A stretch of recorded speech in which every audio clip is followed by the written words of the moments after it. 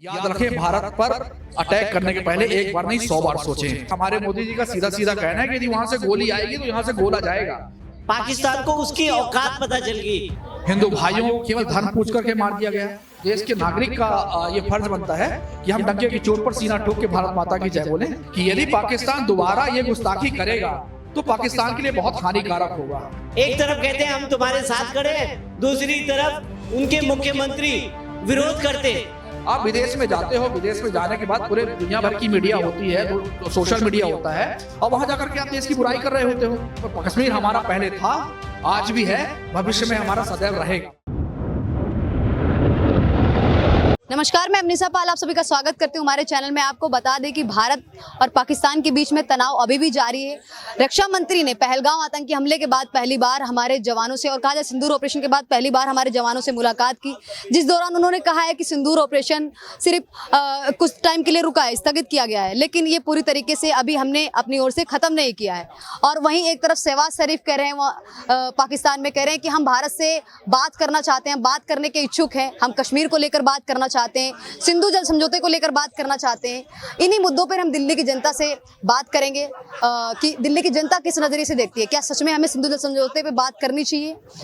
क्या नाम हो सर आपका? मेरा नाम आलोक दुबे है। दुबे जी, कहाँ से हैं आप? मैं गैरतलाई गांव, जिला कटनी, मध्य प्रदेश का निवासी हूँ। यहाँ कैसे हैं? रहना, हाँ, यहाँ कटनी में रहना हो रहा है, यहाँ दिल्ली में रहना हो रहा है मेरा। अब मैं सेना के शौर्य पराक्रम की गाथा गाऊं या मोदी सरकार के कूटनीति की गाथा गाऊं?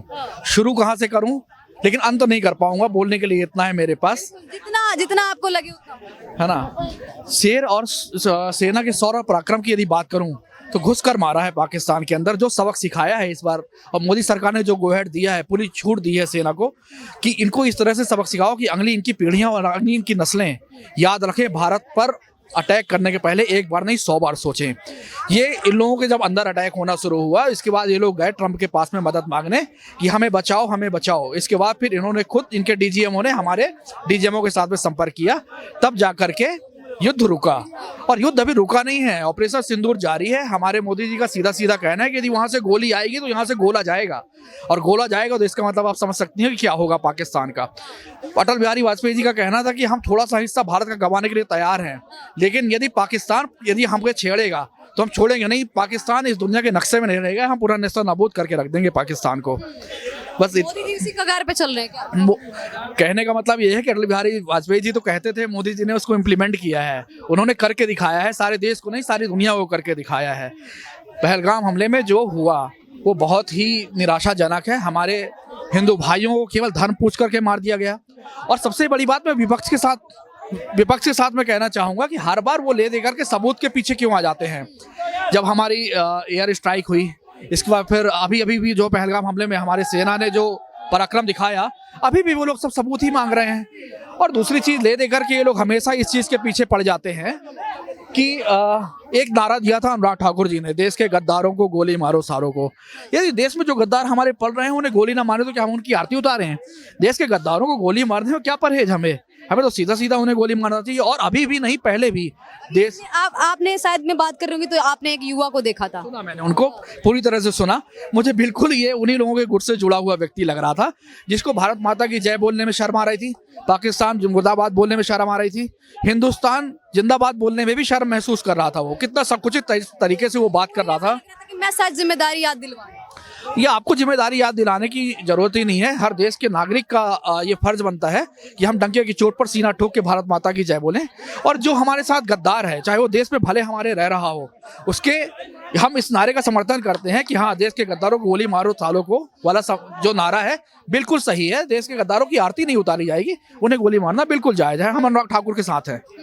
तो क्या कहना चाहेंगे गलती से निकल गया। रक्षा मंत्री हमारे जो हैं राजनाथ सिंह, उन्होंने कहा है कि पाकिस्तान को हमें इसी डर में रखना है जिस डर में अभी बना हुआ है पाकिस्तान। साथ ही उन्होंने ये भी कहा है कि जो सिंदूर ऑपरेशन है वो स्थगित हुआ है, वो रुका नहीं है अभी तक की। सेना हमारी अलर्ट पे। मैंने आपसे पहले ही कहा ना कि मोदी जी ने डायरेक्ट कहा है अभी कि वहां से यदि गोली आएगी तो यहाँ से गोला जाएगा। तो रक्षा मंत्री जी ने हमारे बिल्कुल सही कहा है, राजनाथ सिंह जी ने, कि यदि पाकिस्तान दोबारा ये गुस्ताखी करेगा तो पाकिस्तान के लिए बहुत हानिकारक होगा। सीधी सी बात है कि पाकिस्तान को सीधे इस दुनिया से हटा ही दिया जाएगा। और जो आतंकवादियों के ऊपर हम लोगों ने घुस करके जो अटैक किया है, हमारी जो यहाँ से मिसाइल दागी गई हैं, ब्रह्मोस हमारी गई है वहाँ पर। सुनने में आया कि वहाँ पे जहाँ उन्होंने परमाणु बम अपना रखा हुआ है वहाँ पर भी कुछ अटैक हुआ है और वहाँ पर संक्रमण फैल रहा है। अमेरिका के कुछ वैज्ञानिक लोग वहाँ आए हैं और वहाँ पे बचाव कार्य चल रहा है, ऐसा मैंने सुना है। तो सीधी सी बात है कि पाकिस्तान को सबक सिखाना बहुत जरूरी था और मोदी सरकार ने एक बार नहीं, दो बार नहीं, 3 बार पाकिस्तान के ऊपर खुल करके अटैक किया, हमारी सेना को खुल करके छूट दी। लेकिन पाकिस्तान अब कह रहा है कि हम बात करने के इच्छुक हैं भारत से, हम बात करना चाहते हैं कश्मीर के मुद्दे पे, हम बात करना चाहते हैं सिंधु जल समझौते को लेकर। देखिए, मोदी जी ने डायरेक्ट कहा है कि पाकिस्तान से यदि बात होगी तो केवल आतंकवाद के मुद्दे पर होगी और पीओके के मुद्दे पर होगी। कश्मीर के मुद्दे पे बात करने का कोई सवाल ही नहीं उठता। कश्मीर हमारा पहले था, आज भी है, भविष्य में हमारा सदैव रहेगा। रहे के बाद पीओके जो थोड़ा सा छूट गया है कांग्रेस सरकार की देन के कारण, वो भी हमें लेना है। यदि बात करना चाहता है पाकिस्तान तो पीओके के मुद्दे पर बात करे, खुल के स्वागत है उसका। क्या कहना चाहेंगे सर, जिस तरीके से रक्षा मंत्री ने कहा कि अब ये इसी डर में रखना है पाकिस्तान को, जिस डर में भी बना हुआ है, साथ ही ये भी कहा है रक्षा मंत्री ने कि जिन मिसाइलों ने रात के अंधेरे में पाकिस्तान को उजाला दिखा दिया, हमारी मिसाइलों की बात ही अलग। वो तो हमारे लिए गर्व की बात है क्योंकि इन्होंने सेना को इतना छूट दिया है ताकि सेना निर्भीक होकर कुछ भी कार्रवाई कर रही है और ये पाकिस्तान के लिए ज़रूरी भी है क्योंकि वो सुधरने वाले लोग नहीं हैं। आज फिर मौका मिलेगा वो वापस वही काम करेंगे। क्या इलाज किया जा सकता है पाकिस्तान? इलाज तो वही है कि नक्शे से मिटा दे, बस नक्शे से मिटा दे बस। खुद ही मिटने वाला है क्योंकि बलूचिस्तान है वो भी अलग होने वाला है। उसने ऐलान भी कर दिया है कि हम अलग हो चुके हैं पाकिस्तान से। खैबर पख्तूनख्वा है वो भी। अफगानिस्तान तो उसको जिस तरीके से हिंदुस्तान द्वारा हमले किए जा रहे थे उस तरीके से अफगानिस्तान की तरफ से भी। देखिए, एक वक्त था यहाँ पर जब हमारे देश में कांग्रेस की सरकार थी और 26/11 का हमला हुआ।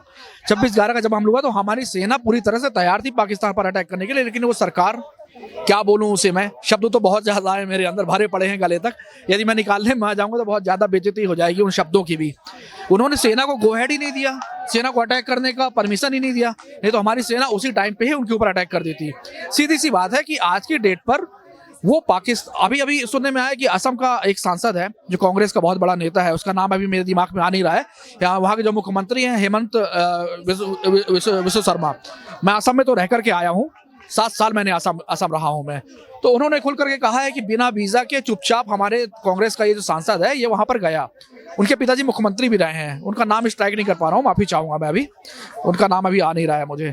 तो मतलब कांग्रेस के नेताओं को पाकिस्तान की तरफ से इतनी छूट, इस तरह से स्वागत की बिना वीजा के वो लोग बुला लेते हैं वहां पर, ये मेरी समझ में नहीं आता। और कांग्रेस के नेता खुल करके हमेशा पाकिस्तान के पक्ष पे ही बात करते हैं, उन्हें देश से मतलब नहीं है। अभी जितनी बार भी राहुल गांधी का विदेश दौरा हुआ, कभी भी उस व्यक्ति ने बाहर जाकर के देश की बड़ाई नहीं की है।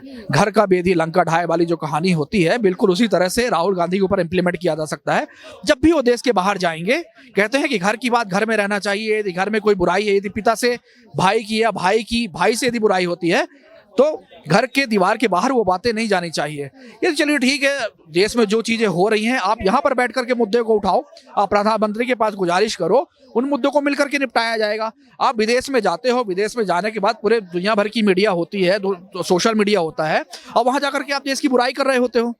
आप किस तरह से यहाँ पर को देश को आप लेकर के कहाँ जा रहे हो? अभी आप नेता प्रतिपक्ष हो इस वक्त, अभी सुनने में आ रहा है कि फिर से वो जा रहे हैं अमेरिका, और अमेरिका जाते हैं तो कुछ ना कुछ फिर वहाँ देश की बुराई करते हैं, देश की बुराई के बारे में ही गाते हैं। कभी तो उन्होंने देश की बुराई किया नहीं, केवल एक ही धर्म को वो नक्शे में देखते हैं। पिछली बार उन्होंने कहा था कि हिंदुस्तान में इस्लाम खतरे में है। मनमोहन सिंह इस दुनिया में रहे नहीं, उन्होंने कहा था कि देश की सार्वजनिक संपत्ति पे सबसे पहला हक मुसलमानों का है। ये चीज गलत है, ऐसा नहीं होना चाहिए। देश की सार्वजनिक संपत्ति पे सबका हक है, जो योग्य होगा उसको वो चीज मिलेगी, वो पद उसको मिलेगा। अभी ये लोग जाति जनगणना पर लेकर के आ गए। सीधी सी बात है, जिसकी ताकत ज्यादा होगी वो सीधे उकसा रहे हैं पब्लिक को कि ताकत बनाओ, जन बनाओ और अपनी चीजें छीन लो। अभी वो देश को केवल तोड़ने के लिए इस वक्त बने हुए हैं। वो देश के साथ बिल्कुल, विपक्ष हमारा देश के पक्ष में बिल्कुल भी नहीं है, कल भी नहीं था, आज भी नहीं है। अब मुझे नहीं लगता कि जब तक ये भविष्य, जब तक ये देश होगा, हिंदुस्तान होगा, तो होगा वो। क्या कहना चाहेंगे सर, जिस तरीके से रक्षा मंत्री ने कहा है कि हमारी सेना रात के अंधेरे में पाकिस्तान को उजाला दिखा के आ जाती है मिसाइलों द्वारा, क्या कहना है? बिल्कुल ये हमारे जो रक्षा मंत्री हैं राजनाथ जी, उन्होंने बिल्कुल सही कहा। उनको दिन में तारे दिखा दिए हमने, दिन में तारे, रात में तारे तो दिखते ही हैं। पर दिन में दिखा दिए हमने तारे। तो ये जो बात है, पाकिस्तान को उसकी औकात पता चल गई कि उसके पास जो फुस्सी बम चाइना के थे ना, वो सब ठू ठू ठू करके दाएं दाएं हो। टर्की के लेके आए थे तो टर्की के भी पता चला ऊपर ही ऊपर उड़ गए। हमारा डिफेंस सिस्टम इतना तगड़ा है, इतना तगड़ा डिफेंस सिस्टम है कि कभी भी आप उसको फेल कर ही नहीं सकते, कर ही नहीं सकते। तो ये सबसे बड़ी खूबी है हमारे देश की। हमारे देश को हम आज जो है भारत विश्व की चौथी नंबर की इकोनॉमिक बन चुका है और आने वाले समय, और इसीलिए चाहे अमेरिका हो, चाइना हो, आपका टर्की हो, या जो भी देश हमारे खिलाफ करना चाहते हैं, या पाकिस्तान हो, ये सब हमारे को रोकने की कोशिश कर रहे हैं। और उसमें सबसे बड़ा दुश्मन हमारा घर के अंदर ही बैठा हुआ है, हमारा विपक्ष। ममता दीदी हो गई, अखिलेश यादव हो गए, और कांग्रेस उनका सबसे बड़ा बाप। एक तरफ कहते हैं हम तुम्हारे साथ खड़े हैं, दूसरी तरफ उनके मुख्यमंत्री विरोध करते हैं। तो कुल मिलाकर के ये सब जो है, ये ऐसी घटनाएं पैदा कर रहे हैं जिससे हमारे देश में गृह युद्ध की स्थिति पैदा हो जाए। तो सबसे पहले हमें अपने देश के गद्दारों को मिटाना पड़ेगा, उनको निस्तो नाबूद करना पड़ेगा।